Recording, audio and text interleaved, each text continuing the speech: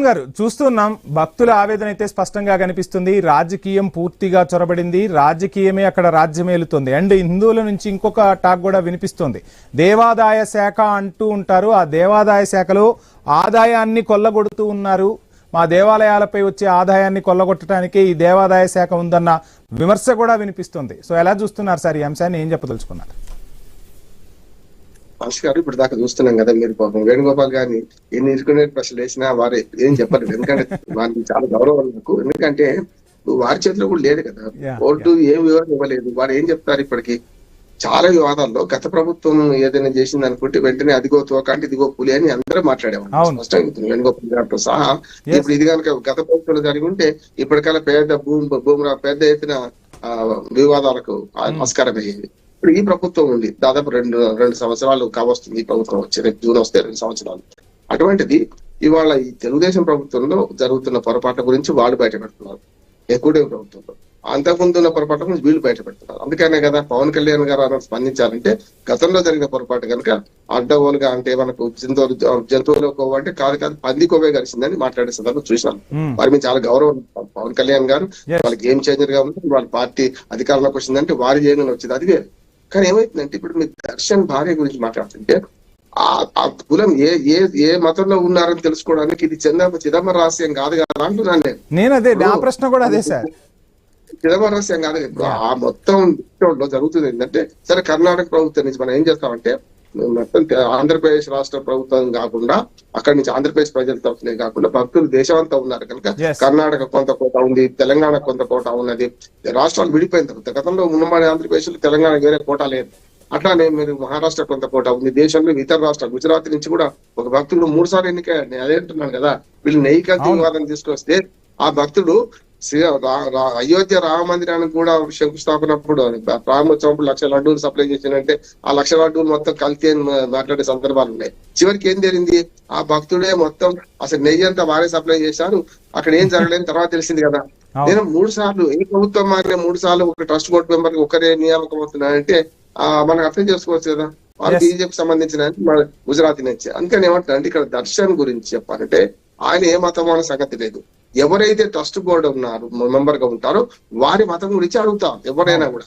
ఇప్పుడు భర్త హిందూ కావచ్చు, భార్య ముస్లిం కావచ్చు, లేకుంటే క్రిస్టియన్ ఎవరైనా కావచ్చు. అటువంటి అప్పుడు ఎవరైతే నియామకం అవుతున్నారో వారి గురించి కర్ణాటక ప్రభుత్వం తప్పు చేసింది అనుకుందాం. అసలు ఈ ప్రభుత్వం ఏం చేసింది? నియామకం చేసింది ఇది కదా. కర్ణాటక వాళ్ళు అది కూడా చేయొద్దు, చేసిన అనుకుందా, ప్రపోజ్ చేసిన అనుకుందా. వాళ్ళు ఏం చేయాలి? వెంటనే ఏ మెంబర్ గురించి ఎందుకు చెప్పాను కదా, వ్యవసాయ మార్కెట్ కమిటీలో మెంబర్ కావాలంటే కనీసం పట్టేదారి పాస్బుక్ ఉండాలి అని రూల్ ఎట్లుందో ఇక్కడ కూడా ట్రస్ట్ బోర్డు మెంబర్ కావాలంటే ఆ మతంలో ఉన్న వ్యక్తి కావాలి. అయ్యా మతంలో ఉండడా లేడా తర్వాత డిక్లరేషన్ ఇవ్వాలి. నేను మతస్తున్నాను, నేను ఫలానా ఈ భగవంతుడు నమ్ముతాను అని ఇవ్వాలి కదా అంటున్నాను నేను. ఆ డిక్లరేషన్ కూడా ఎట్లా ఆమోదించిండ్రు అని అడుగుతాను. ఇప్పటి టీటీడీ ఎన్నో వివాదాలు చిక్కుకొని దేనిలో మనకు ఒక రకంగా వివరణ ఇస్తలేని అంటున్నాను. ప్రతి వివాదంలో టీటీడీ ముందుకు రావడం లేదు. మనం మాట్లాడుకుంటున్నాం, ఎవరైతే ముందుకు రావాలో వాళ్ళు ముందుకు వస్తలేరు కదా, తప్పు కదా అంటున్నాను.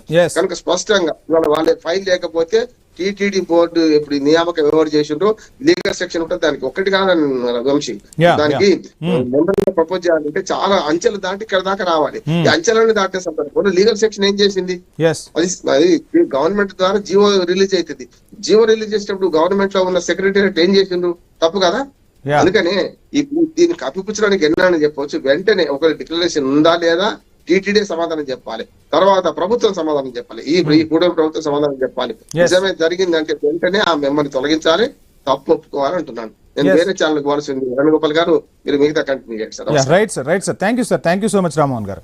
సో వేణుగోపాల్ గారు, మొత్తంగా చూస్తున్నాం, సో తప్పిదం జరిగిందా జరగలేదా అనేది విచారణలో తేలుతుందని మీరు చెప్తున్న మాట వాస్తవమే. కానీ ఇప్పుడు ప్రజలందరూ అండ్ భక్తులందరూ కోరుతున్నది ఏంటి అంటే ఒక స్టేట్మెంట్ వస్తుందా అని ఆశగా ఎదురు చూస్తున్న పరిస్థితి.